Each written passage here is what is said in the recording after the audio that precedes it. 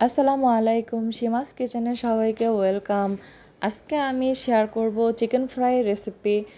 বাচ্চারা চিকেন ফ্রাইটা খুবই বেশি পছন্দ করে থাকে। আপনারা বাসায় এভাবে ঘরোয়া উপায়ে চিকেন ফ্রাইটা বাচ্চাদেরকে তৈরি করে দিতে পারেন, টিফিনে দিয়ে দিতে পারেন, তাহলে বাচ্চারা খুবই খুশি হবে।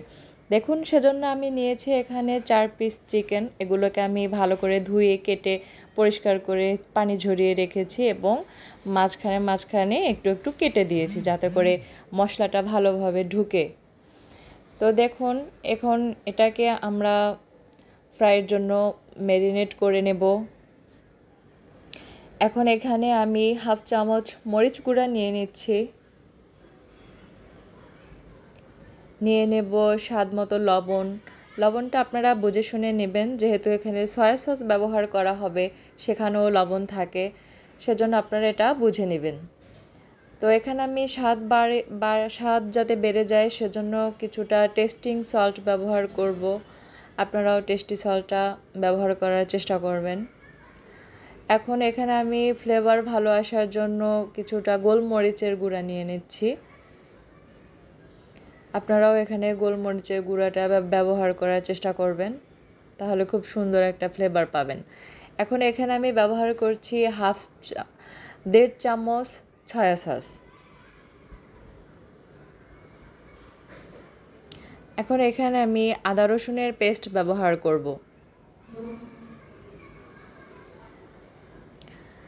দেখুন, আমি হাফ চামচ আদা বাটা ব্যবহার করছি এবং নিয়ে নেব হাফ চামচ রসুন বাটা।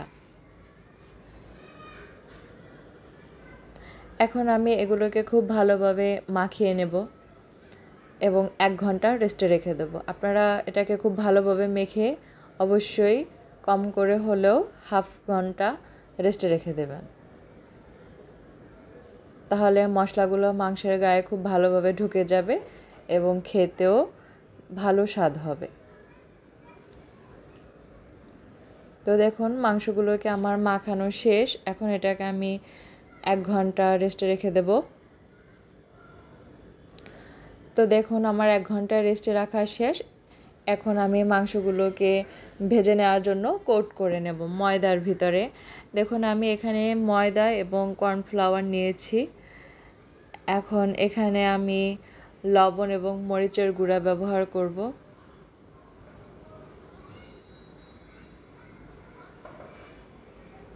দেখুন, আমি স্বাদ মতো লবণ নিয়ে নিচ্ছি। আপনারা আপনাদের ময়দার পরিমাণটা বুঝে নেবেন। আমি হাফ চামচ মরিচের গুঁড়া ব্যবহার করছি এবং গরম মশলার গুঁড়া নিয়ে নিচ্ছি এখানে 1/3 চামচ।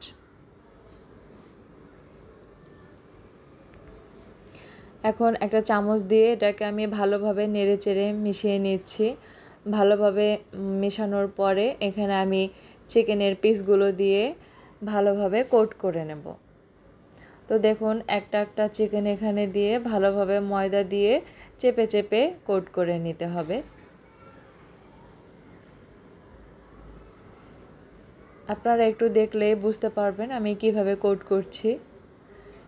প্রতিটি চিকেন এভাবে কোট করার পরে আমি বাটিতে একটা ঠান্ডা পানি নিয়ে রেখেছি, সেখানে এগুলোকে 1 মিনিট ভিজিয়ে রাখবো।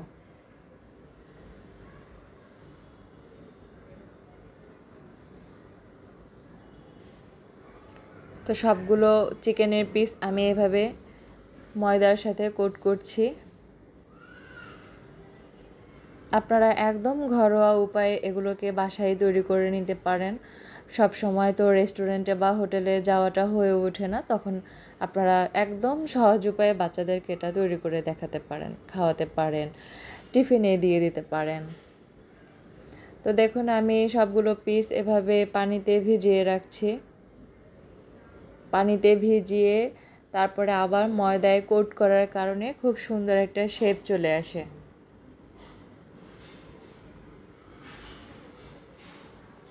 তো দেখুন, আমি মাংসর পিসটি উঠিয়ে আবার ভালোভাবে চেপে চেপে কোট করে নিচ্ছি।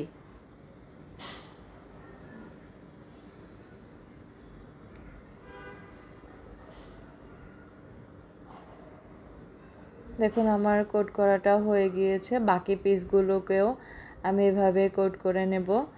তো যারা মাংসের পিসগুলোকে বেশি মোটা প্রলেপ করতে চান না, তারা এই পর্যায়ে ভেজে নিলেই হবে। তো আমি চিকেনের প্রলেপটা আরেকটু মোটা করতে চাচ্ছি, সেজন্য আরেকবার ভিজিয়ে কোট করে নেব।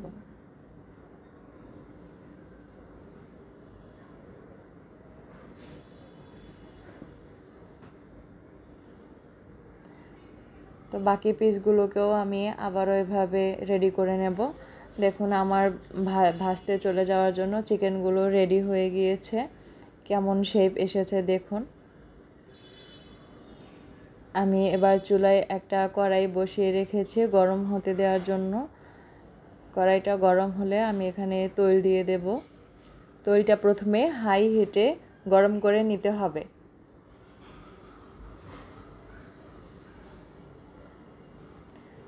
তৈলটা হাই হিটে গরম করে তার ভিতরে চিকেনের পিসগুলা দিয়ে দিতে হবে এবং তারপরে চুলার আঁচটা কমিয়ে লো করে নিতে হবে। তো দেখুন তৈল গরম হয়েছে, আমি এবার চিকেনের পিসগুলো এখানে দিয়ে দিচ্ছি। চিকেনের পিসগুলো দিয়ে 3 থেকে 4 মিনিট পরে এটাকে হালকা হাতে উল্টিয়ে পাল্টিয়ে দিতে হবে। তার আগে চিকেনের পিসগুলো উল্টানো যাবে না, তাহলে ময়দার প্রলেপটা খুলে আসতে পারে।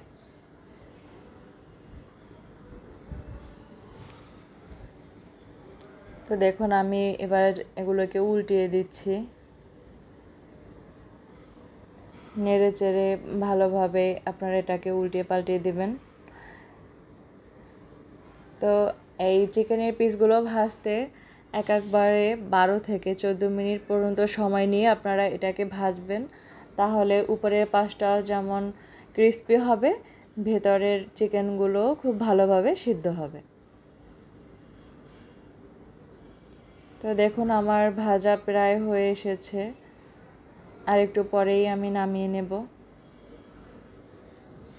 দেখুন ভাজা হয়ে গিয়েছে, এ পর্যায়ে আমি এগুলোকে চুলা থেকে নামিয়ে নিচ্ছি।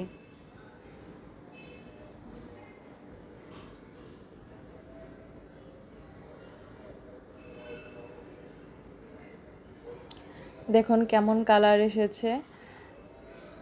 বাকি পিসগুলোকেও আমি এভাবে করে ভেজে নিয়েছি। দেখুন উপরের কালারটাও একদম লালচে হয়েছে এবং খুব ক্রিস্পি হয়েছে খেতে। ভিতরের মাংসটাও খুব ভালোভাবে সিদ্ধ হয়েছে। আমি আপনাদেরকে একটা পিস ভেঙে দেখাচ্ছি। আপনারা সস দিয়ে খুব ভালোভাবেই মজা করে এটা খেতে পারবেন এভাবে বানালে। এটা একদম খুব সহজ উপায়ে বাসায় বানিয়ে নেওয়া যায়।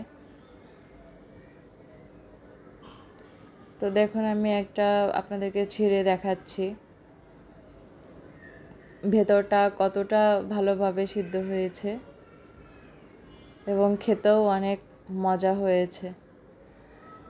তো আপনারা যারা দেখছেন আমার ভিডিওটি ভালো লাগলে অবশ্যই লাইক করবেন, কমেন্টস করে জানাবেন এবং অবশ্যই সাবস্ক্রাইব করতে ভুলবেন না।